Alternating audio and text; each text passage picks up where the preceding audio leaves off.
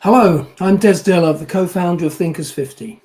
Welcome to the penultimate episode in this series of Thinkers 50 Radar webinars, where we're celebrating the most exciting new voices in the world of management thinking. Back in January, we announced the Thinkers 50 Radar lists for 2025, 30 rising stars in management thinking, and we'll be hearing from another one of them today. But we'd also like to hear from you. We like to make these sessions as interactive as possible, so please do let us know where you're joining us from and put your questions and your comments in the chat box. This year's Radar list is brought to you in partnership with ATD, the Association of Talent Development.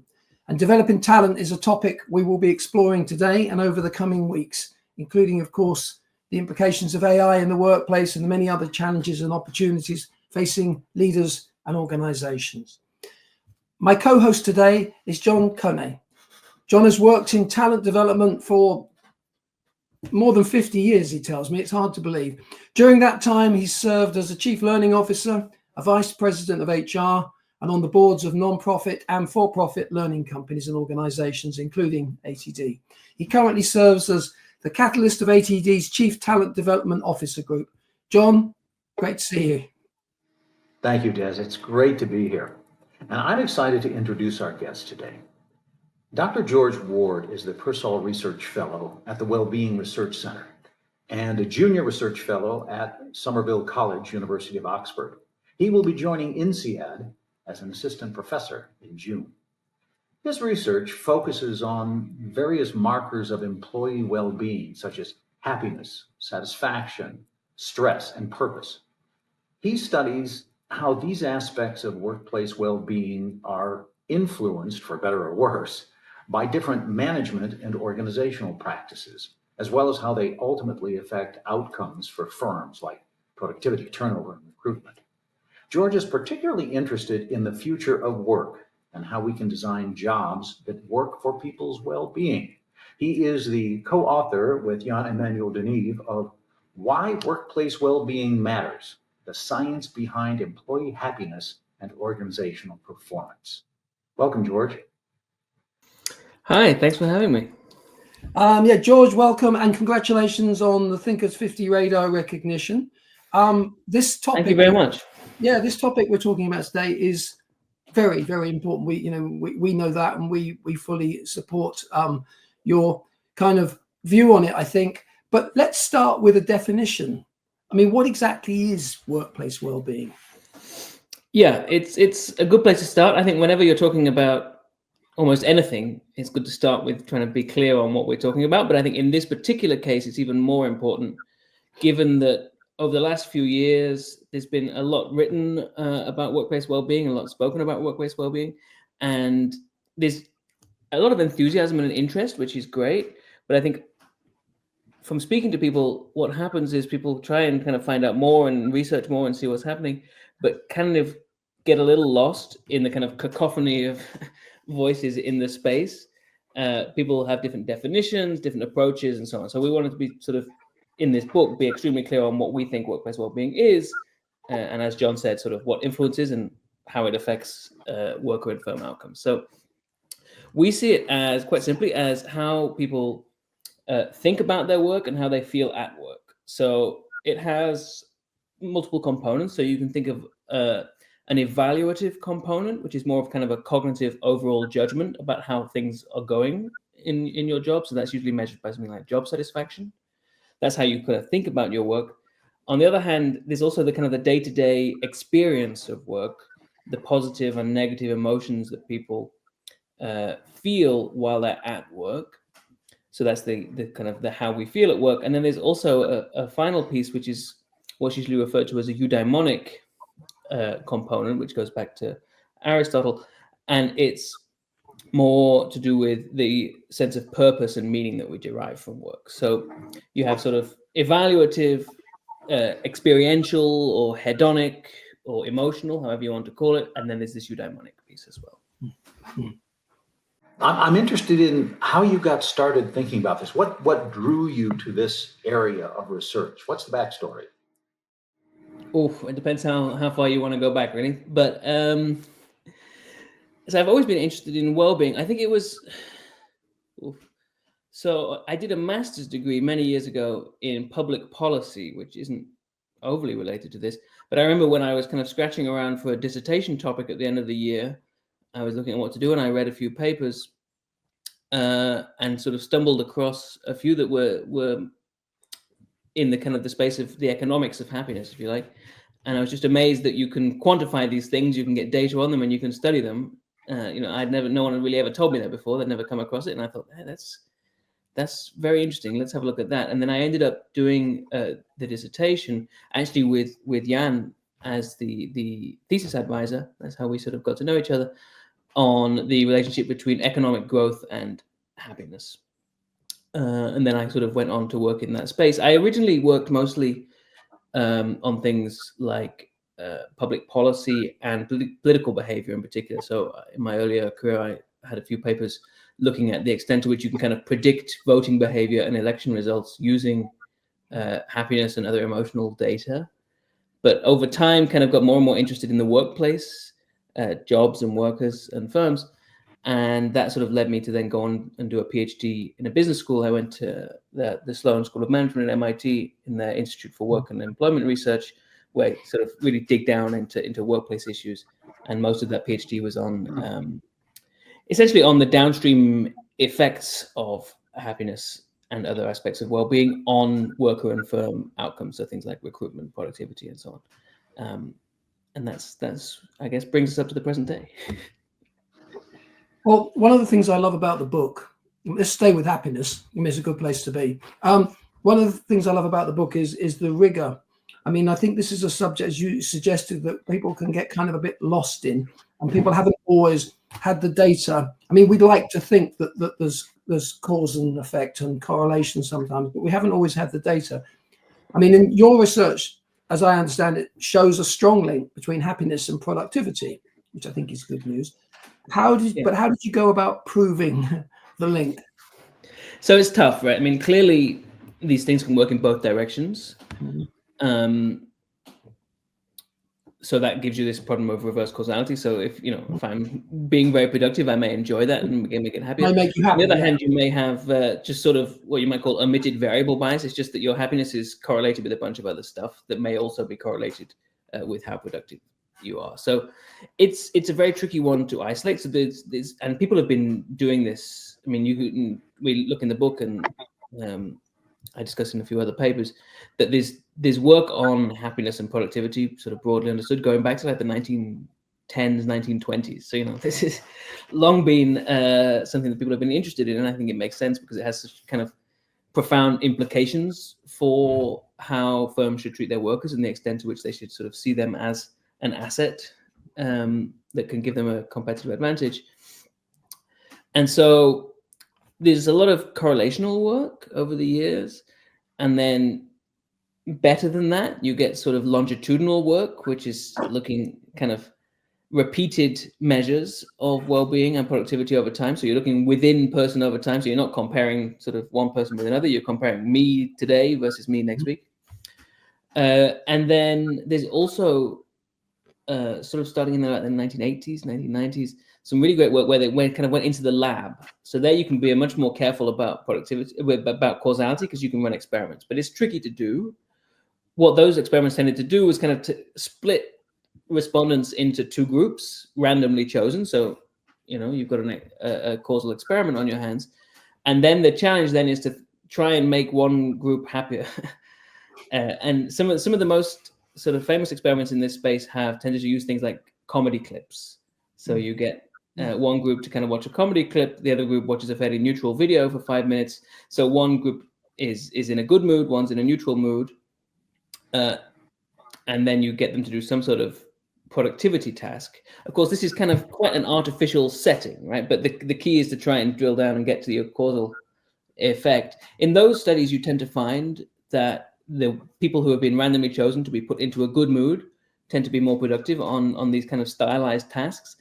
The problem is, that's nice, but does it translate to the real world where there's all sorts of other things happening and productivity is much more kind of multifaceted and so on? So what Jan and I did with a colleague, Clément Bellet, who's at Erasmus University. We actually studied call center workers at BT, British Telecom, here in the UK. And this kind of, we had the data on all the call centers up and down the UK, so quite a few call centers with very different, and I'll say in a second a bit more about why that's important. And we sent a weekly email survey to try and gauge people's mood over a 6-month period. So that already gets you to this longitudinal piece. So you can study kind of their moods as they go up and down over time. And the nice thing about studying call center workers is that you can measure all sorts of things that are happening, sort of length of call, customer satisfaction, how many calls they're taking. And in particular, in that paper, we look at sales performance, which is kind of a hard-nosed outcome that you can measure. And we find that as workers are in better moods, they do sell more. The challenge is trying to nail down that causality again. And there's kind of two things that are important there. One is that when we went to visit one of these call centers, we noticed that they're very different in architecture, which sounds like a slightly irrelevant factor, but they kind of go all the way from kind of warehouse style buildings, which have no windows on the side, to kind of big, tall, almost all glass towers, right? And the other thing about the UK, I don't know if you've spent much time here, is that the weather is famously kind of bad, but it's also very variable, kind of week to week, but also place to place, even within the same week. So even when we're looking in the same week, it can be kind of miserable in one region and quite nice in another region. So that gave us some kind of, this is what you call like a quasi experiment. So it gives you some variation to play with that you're trying to get it kind of randomly or quasi-randomly induced moods to see what happens to their productivity. And the nice thing that we find there is that when on kind of very sunny days, people are happier than when they're not in sunny days. And the neat thing is that you can really kind of nail down whether this is causal or not, because that only really works when people are in buildings with windows. In these buildings with no windows, there's just no effective weather on kind of sunniness on productivity at all, which gives you kind of confidence. It's not kind of as tight, if you like, as a pure experiment in the lab, but you're working in the real world trying to get a field causal statement. And there you kind of really find that on sunnier days, people report being happier, they sell more, but that only when there's windows. So it was a long study, took years to do, and it's published in Management Science. We're very happy to say, and that was a chapter of my dissertation at MIT. But I think gets us closer to really showing that in the real world that these lab-based causal effects do translate. Well, George, since we can't control the sunshine, I know we're anxious to get to talking about the things that we can do, but before we do, there's a phrase that's kind of in vogue in the United States right now. Is the juice worth the squeeze? The question that it begs is, how significant is the boost that you can get in productivity from happiness? Yeah, and I think it's a hugely important question. So as I say, there's been decades of work on the relationship between happiness and other measures of well-being and productivity. There's also been work on well-being and turnover. And I myself also have a paper on well-being and recruitment. So happier companies may be more likely to be able to attract workers in the first place. And these three things we sort of talk about as pathways to performance for the firm. So you have sort of productivity effects, recruitment effects, and retention effects. And there's been work, including our own, on each of those three, but by themselves, they don't really constitute what you might call a business case for well-being. It doesn't necessarily mean they're good for the firm, because there's a huge issue of costs, right? And this often gets overlooked, because what we often do in academia is kind of do quite tight studies on one thing without sort of thinking at the bigger picture. And really, to get at this business case, what you have to do is look at the more macro level, at the level of either business units or of firms, right? So you want to be comparing at a much greater level, because implicit in that, you're kind of taking care of the cost issue. And what we do is we look in the book at the relationship between workplace well-being, measured sort of in the way that I discussed earlier, the evaluative, hedonic, and eudaimonic, and firm profitability and stock market performance.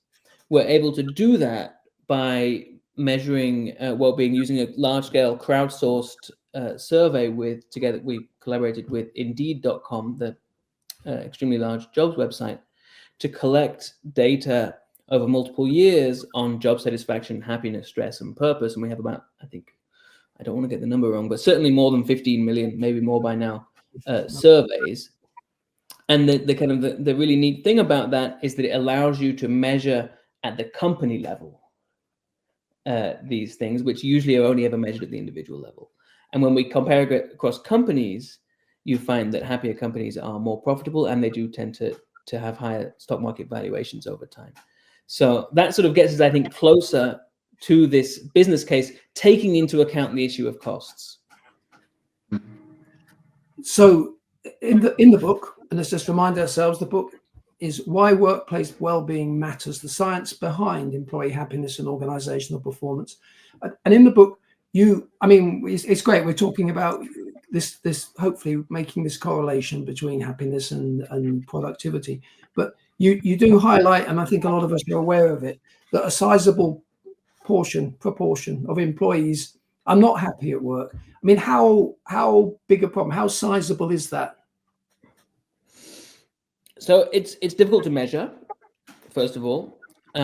The large-scale crowdsourced data is great for comparing across companies, not as good for sort of measuring the absolute level. For that, you want to use kind of a more standard traditional survey using a nationally representative sample. And the answer is kind of boring, actually. It's kind of not drastically low and it's not drastically high. I think there's a lot of people who like to get a headline of saying, everyone is miserable at work. And we do find there is a sizable portion of people who are really struggling at work. But it's not this sort of gigantic horror story. There's a full distribution of people who are doing well at work, people who are struggling, and people who are in the middle. And that's true at the individual level, but also at the company level. So you get this distribution of firms. It's not the case that everyone is miserable and all firms are miserable. And this is actually, I think, quite an interesting thing, that even within industries, so as I say, we can measure well-being for I think 90 or 100,000 firms in the US, for example. And you might think that, why some firms are happier than others is going to be largely down to things like industry, right? So, tech workers are going to be much happier than food prep and retail workers. And we do find that's the case for kind of theoretically sensible reasons.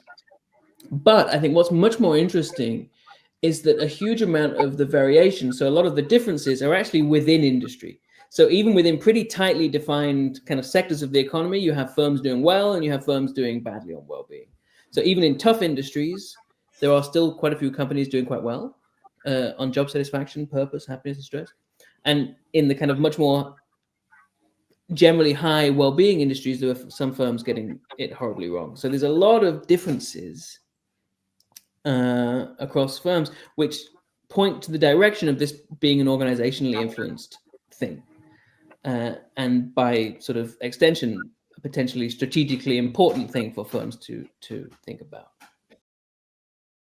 George, I was looking at the chat, and there have been some comments from Jeanette and Coro and others saying, "Oh, well, happiness is very personal, very individual," and at a certain level, I know that's undeniable. But in your book, you suggest that there are structural aspects of the workplace, like organizational culture or job design, that are actually more influential on employee well-being than anything that you would do at an individual level. Can you talk some more about that? Yeah, and when we're sort of pointing towards structural issues like that, what we're not saying that there's kind of no personal aspect to well-being. Of course, there is, and we actually ask people in a survey at one stage, who is responsible for your well-being at work? And I think I want to get the question wording right, but we essentially gave people 100 points to distribute across kind of the individual, line manager, HR, C-suite, and CEO, and for who's responsible. And I think about 45, something like that, percent went to the individual. So people do themselves recognize that this is, part of my well-being is me. But then there's also this other piece, which is organizational. It matters sort of how my job's designed, how I'm managed on a day-to-day basis, how much I'm paid, what the hours are, what my scheduling is, how kind of predictable that scheduling is, and so on and so forth. And those things also matter. one of the interesting things there was that I think we often think about when we think about the kind of organizational piece of this, instinctively think, oh, that's an HR problem, but actually, HR people have a lot of stuff to be getting on with and play a hugely important role in firms. And I think it's a mistake to think of it entirely as an HR problem. It really, when you're thinking about it as related to structural issues of work, how it's managed and organized, you have to think much more broadly about who's responsible at the firm. So line managers have a huge influence on people's well-being, as do sort of the leadership of the firm, who set the tone and can set organizational policies on a broader scale. And so responsibility is distributed across multiple sort of stakeholders. And I mean, you mentioned the role of leaders and managers. Have you found certain management and leadership styles and practices are more effective in boosting employee well-being and performance? I mean, are there any patterns to this stuff? Yeah. So in the book, so I guess just as a helpful piece of background, just as the sort of the general structure of the book, if you like. So it's split into, get it right, 4 main parts. The first is kind of what is workplace well-being, how do we measure it, and what's the current state of things. The second piece is then we think, okay, we know what well-being is and we can measure it. What influences it? And then part 3, we think, what are the downstream effects of well-being on workers and then also on firms? And then part 4 is about the future of work, and perhaps we'll get there later on. So what we're talking here about is this part 2 piece, which is what influences well-being at work. And there's I think 2 pieces to it. One is just how do we explain differences across people and across firms? What is it? And then there's the kind of, can we change those things? Can we change it? Can we intervene in the workplace with different policies and practices? And that's, I think, what you're asking here. Yeah. And we think there's kind of broadly 2 ways of thinking about this. One is that you can try to intervene directly to improve well-being. And that's usually sort of wellness programs. You might think of sort of mindfulness apps, free gym membership, whatever else it might be. And these things are all good and are helpful to people. But then there's the kind of indirect route, which is to think, okay, we have the drivers of well-being, things like relationships at work, earnings and benefits, scheduling, risk, health, safety, employee development, training, whatever else, these kind of things that are driving well-being.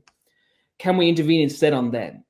Which is a bit of a mindset shift in how we think about well-being. It's kind of not thinking directly, okay, let's go straight to well-being. It's can we change what is influencing well-being in order to try and improve it? And we think that you can get a bit more mileage out of that. And I think we have to start taking more seriously these more structural issues, because the wellness programs, as I say, I have nothing against wellness programs at all.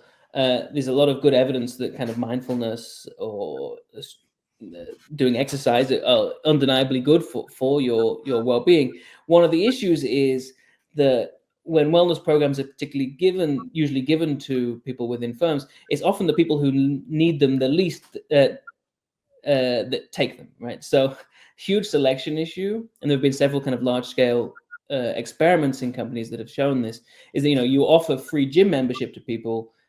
It's usually the people who will go to the gym anyway get their gym paid for, and other people don't go. So I think if you're going to go down this route, you have to think quite carefully about how to design these programs.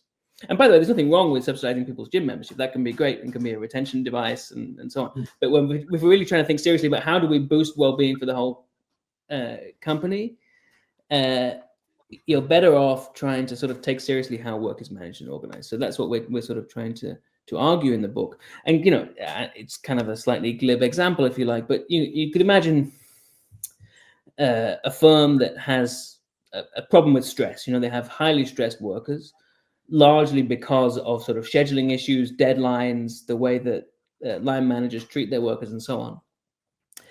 In order to deal with that, do you want to try and think about the scheduling and the deadlines and how work's being managed, or do you want to add a stress reduction app on the side but keep everything the same?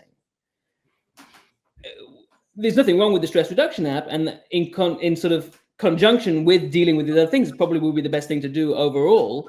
But I think just offering the piece on the side whilst ignoring the more structural issues is not going to be particularly helpful, and it actually can just annoy people. It can even backfire.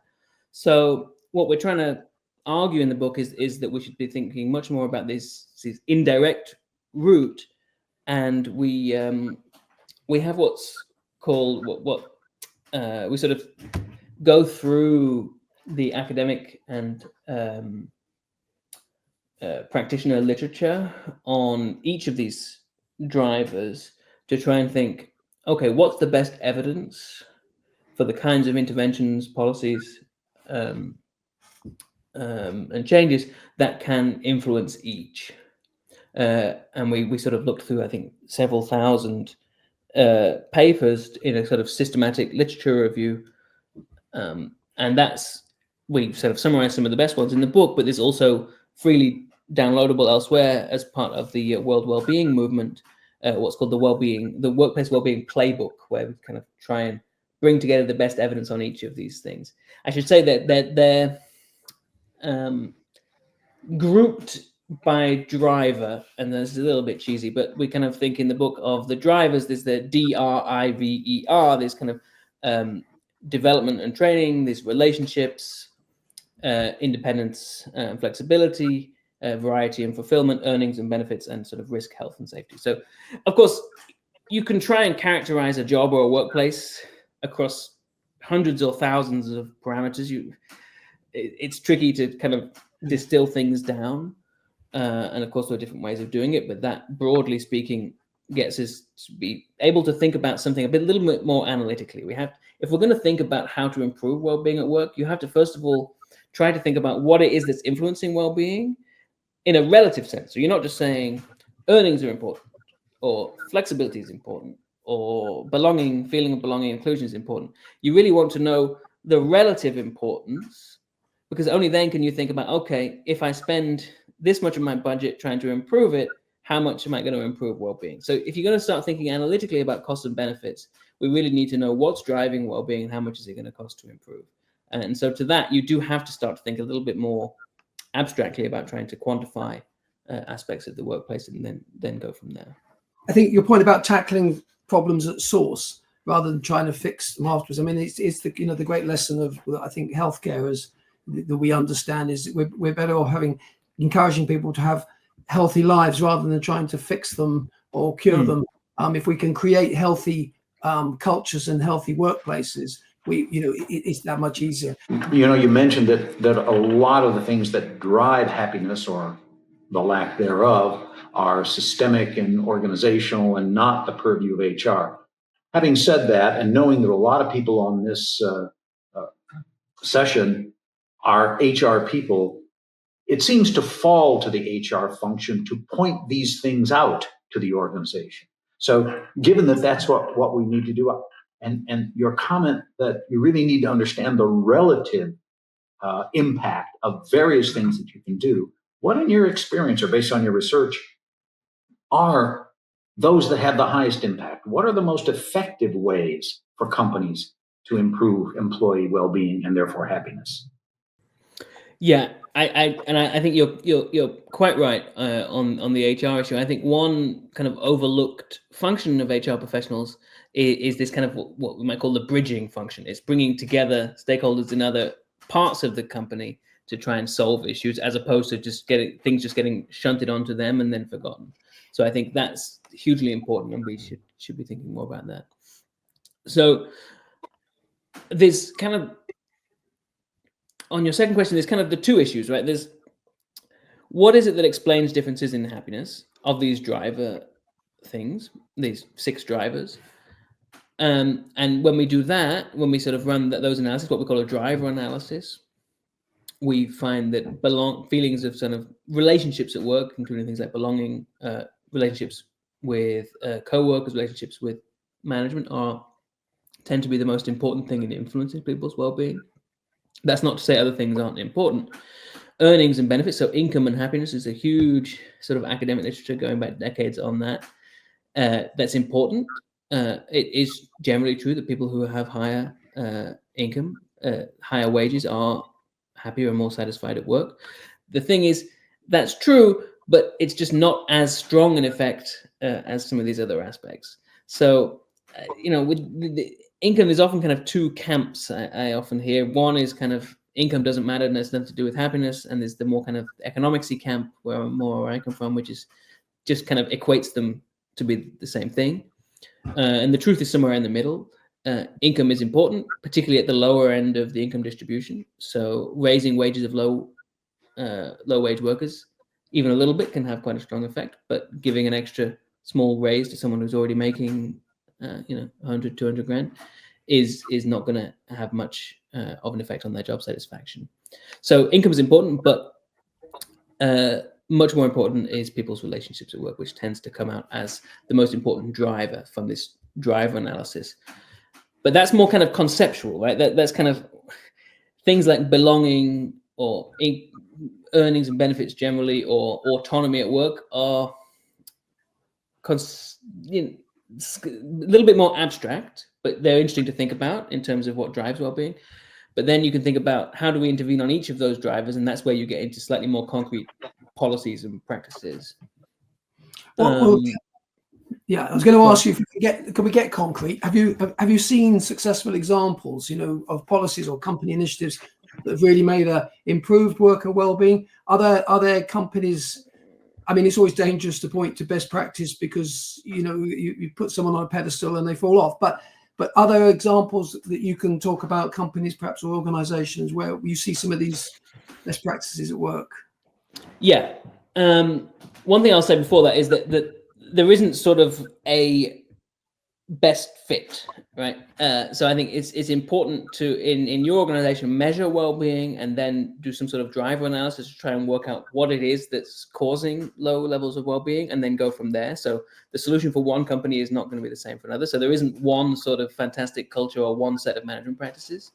But nevertheless, one example, for example, comes from a really nice paper from my PhD supervisor, Erin Kelly, and some of her co-authors a few years ago, where they had this thing called the STAR program at a large tech company that had a lot of issues to do with work-life balance, scheduling, and flexibility. And that was relatively simple, a series of collaborative workshops with management and workers together. Essentially, here's a problem, here's what's gone wrong, how can we come up with a plan together and stick to it to go going forward? And that was it's a little more complicated than that, but the STAR program, which worked to improve well-being and reduce burnout, and also had some strong positive effects on productivity.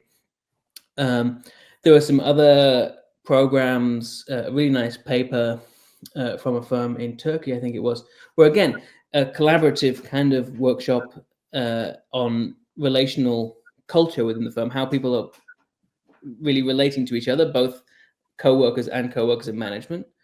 And I think one of the sort of themes of these, the more workshoppy kinds of intervention, is that they tend to be kind of have a point to them, and they tend to be collaborative with both workers and management, and they're trying to solve a problem.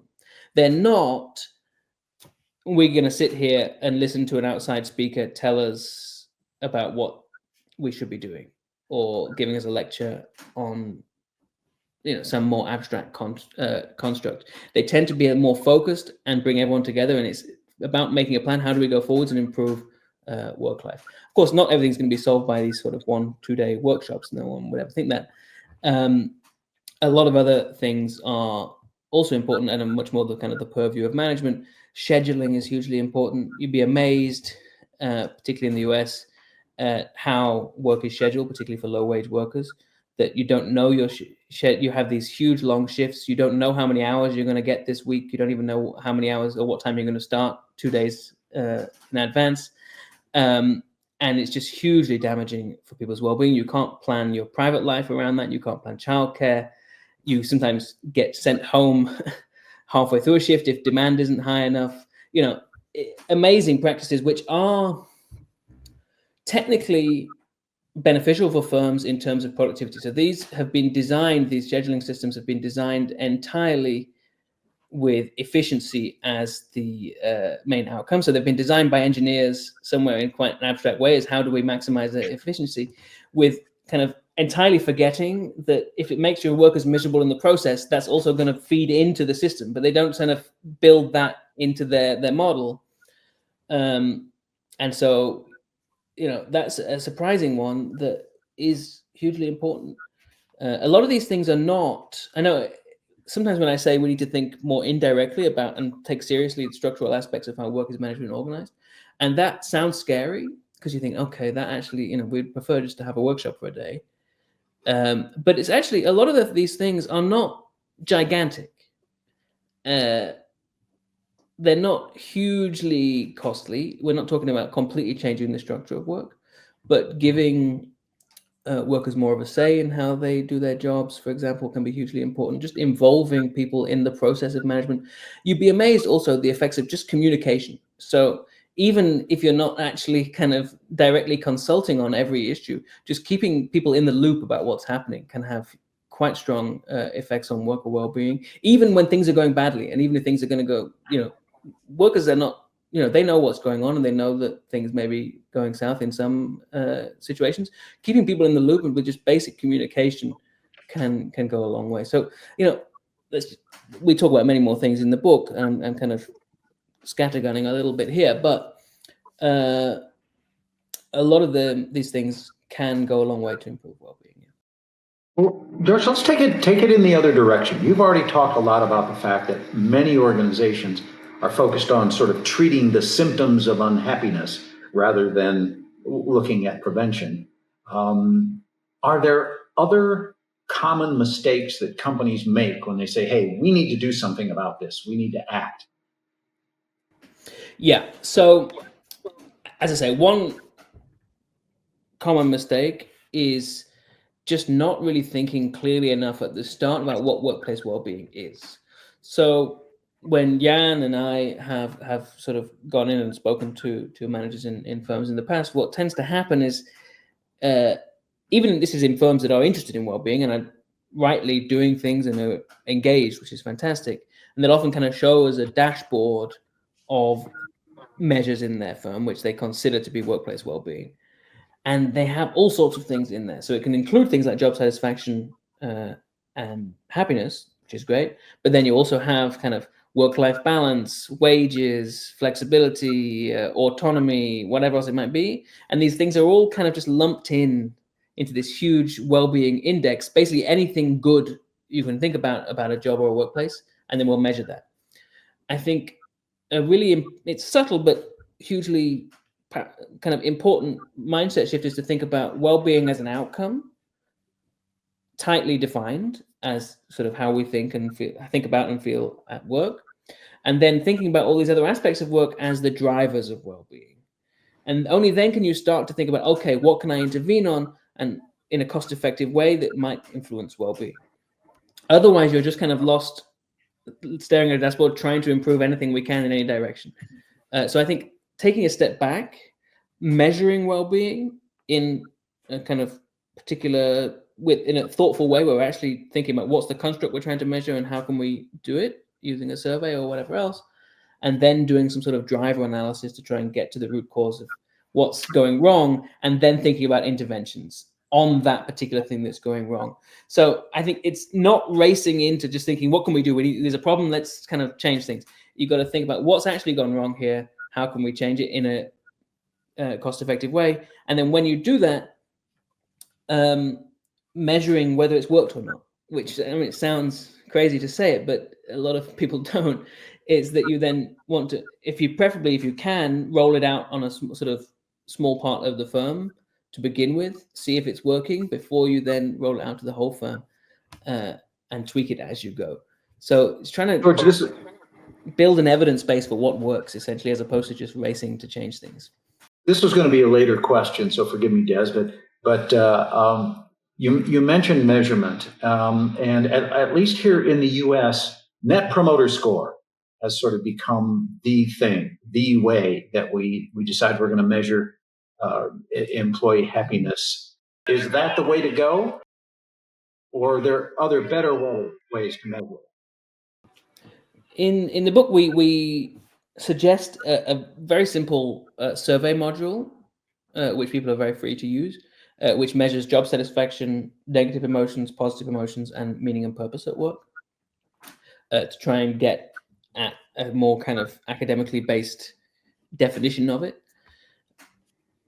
Net promoter score is an interesting one. So I've said before that one major issue, one kind of mistake that people make is lumping workplace well-being together with the drivers. So on a split well-being from what's driving it. I think here the issue is splitting well-being from its downstream consequences. So one consequence is productivity, another one is kind of turnover, and another one is kind of engagement and loyalty, which I think is more what Net Promoter Score is getting at. It seems to be a downstream consequence of how much I'm enjoying my job and how satisfied I am. Would I then recommend it to others? People sometimes then equate well-being with kind of, are you considering leaving within a year? Would you recommend it? Would you, these are all interesting and important things to measure, but I don't think they're well-being. I think they're downstream consequences of it. George, you were talking about meaning and purpose at work. Can organizations sort of retrofit that?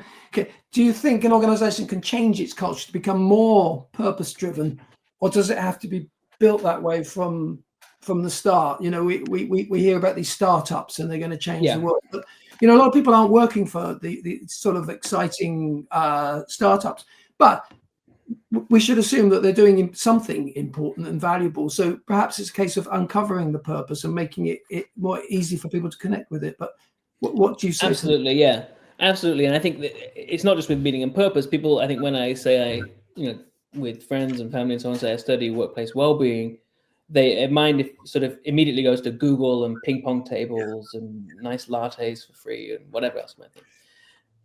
What we find in the book, as I said earlier, is that even within these kind of tough industries like retail, restaurants, and so on, which are generally have lower levels of well-being, there are some firms that have much higher well-being than others, even facing the same business environment with the same kind of similar set of workers and so on.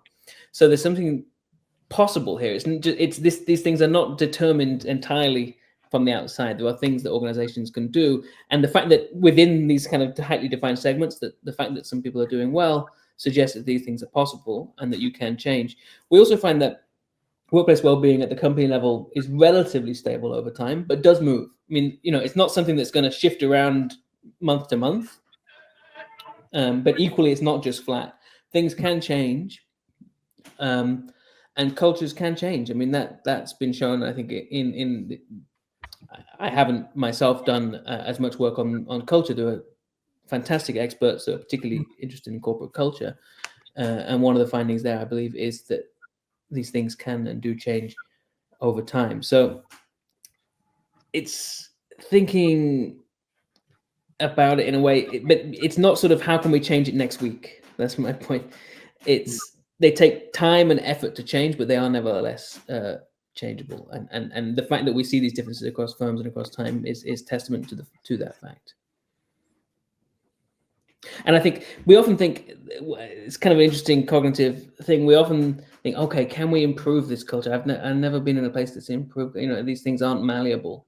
But I think most people have worked in or known someone who's worked in a place that's good, that's deteriorated in terms of culture as new management have come in, or one new manager has come in and ruined things, or whatever else it might be. So I think that's kind of testament, I think, again, to the fact that these things can change. One question that stood out for me earlier is do you conflate worry with stress? Someone was asking specifically, did you in the book look at the impact of worry on well-being? Yeah, so in the book, we used this large-scale survey where we were able to measure only 4 questions: so job satisfaction, happiness, stress, and purpose. So there, you're constrained to have 1 question on positive emotions, 1 on negative emotions. That's often the case, I think, also for firms and HR professionals, that you don't have infinite survey time. So we wanted to try and distill things down. But of course, there are other positive and negative emotions. Negative emotions in particular can be quite varied. So, we think about stress, which is different to anxiety, which is different to worry, which is different to kind of frustration, boredom, anger. And in an ideal world, if you have more survey time, it would be great to measure those and think about the drivers of those separately. We're not at all saying that stress is the same as worry. Those things can be quite different. The distinction between worry and anxiety is a little more kind of fuzzy, but certainly stress and worry and anxiety can be quite different. Okay. Another question here is, I mean, you've mentioned retention a couple of times and the fact that you've done some research in that area. The question is, has there been any correlation in companies between well-being and when you measure retention? Yeah. So again, using this large-scale data set where we have tens of thousands of companies, we can look. There's multiple ways of doing this. One interesting thing is it depends a little bit on the country you're looking at.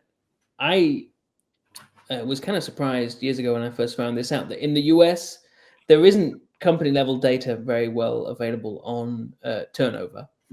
It's not sort of required to be reported. But if you look at publicly traded firms, a lot of them do report it in their company annual reports. So we got together all the data that we could on company annual reports on voluntary turnover rates and looked at the correlation with our measures of workplace well-being. And you find that companies with low levels of well-being have much higher voluntary turnover rates. That's true sort of in the cross-sectional comparison, but also in terms of predicting future turnover in sort of 1 year to the next or 1 quarter to the next. So that's at the company level. So yes, at the individual level, another interesting thing you can do is look. So on Indeed.com, where we're doing this survey, for example, you can look at people's responses to the well-being questions and then looking at their behavior on the site in the next 7 weeks, in the next 7 days. So people with low well-being tend to be searching more intensely for more, kind of doing more searches, spending more time on the site. They are applying for more jobs, looking at more jobs. So this, which suggests, again, gets to this well-being and turnover relationship. And that's just using this kind of platform data. There's been studies over the years looking particularly within firms where you can actually get administrative data on who's leaving and who's not, and tends to be the case that job satisfaction in particular, but also more emotional and purpose measures do predict whether people are more likely to stay or not. Okay, thank you for that, and thank you for the question. I'll just say on that as well. So I say we've talked a lot about productivity. We've talked kind of about retention. There's also this third potential pathway through which you might expect happier companies to have better financial performance, and that is recruitment. And that's more and more important as you get more and more websites like Glassdoor, Indeed, and there's various others now, that these kind of what it's like to work at different companies. People got that information through social networks and through general reputation, but it wasn't as well known. But now it's much more well known what it's like working at different companies. It's much more easy to find. I mean, it used to be you'd have to kind of dig around, ask people, and you weren't sure whether it was true, or you got essentially a glossy brochure from the company when every company was a fantastic, great employer, and that was information controlled by them. And increasingly, well-being will become an issue of recruitment, trying to attract workers.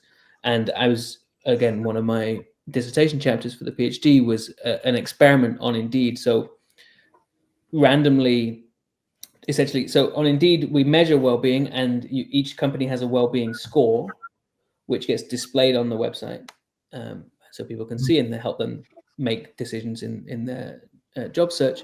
But we can kind of turn that on and off in an A/B test to see whether it has a behavioral effect on what people are doing on the site and whether they're more likely to apply.